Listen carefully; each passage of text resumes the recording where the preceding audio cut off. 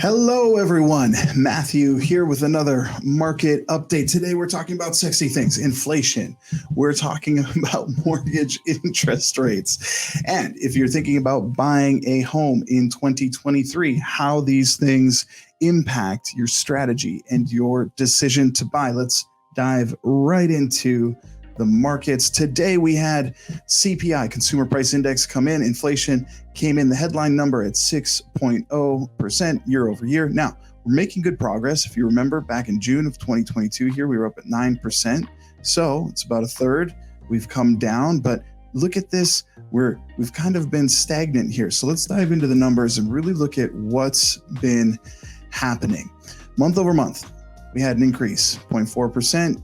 Month over month. Now that was in line with estimates. Year over year, the number actually dropped from 6.4% down to 6%. We just looked at the core reading came down from 5.6% to 5.5%. Not that big of a difference. Well, what is impacting inflation and keeping it hovering in this region, this realm of 5.5%? We need to talk about shelter, and it's a lagging data point and a lagging indicator. Shelter on this number right here, the month over month, weighted has an impact of 43% of that number.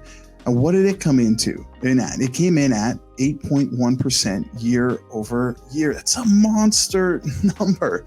In fact, it accounted for 60% of this February increase. Rent came in at 8.8%. Owner equivalent rent, 8%. Lodging away, 6.7%. Now, what is happening? Let's take a look and a deep dive here. Shelter costs. Let's look at the purple line here. Apartment.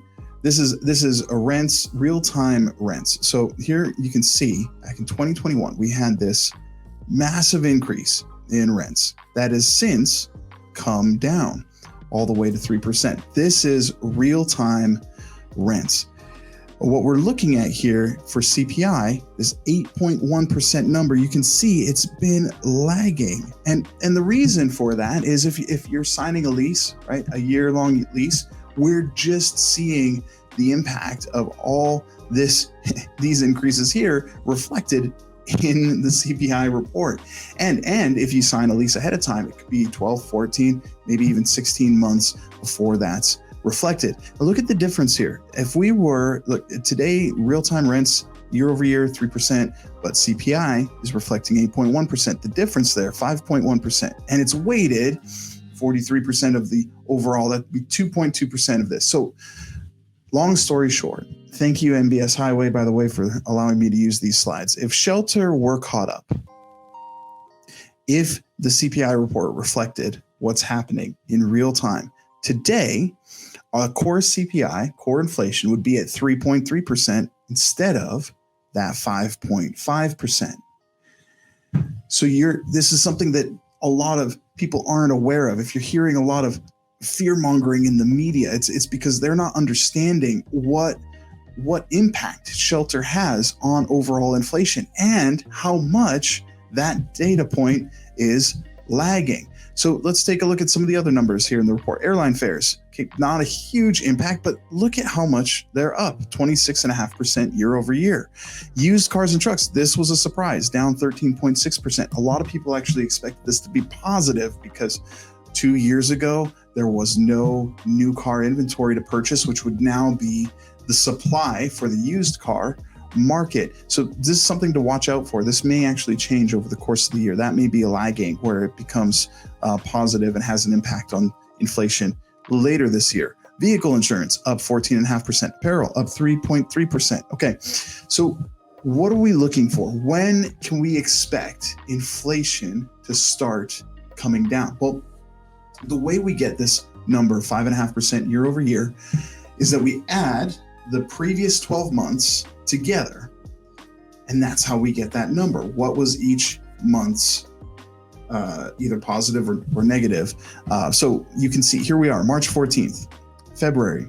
Last year was of 2022. This is replacement data. February last year was 0.5% on the core rate. Now, the higher this number is, the easier it is for us to have the overall number come down, because anything below that if we replace it this year, then it'll start to come down on the year over year number.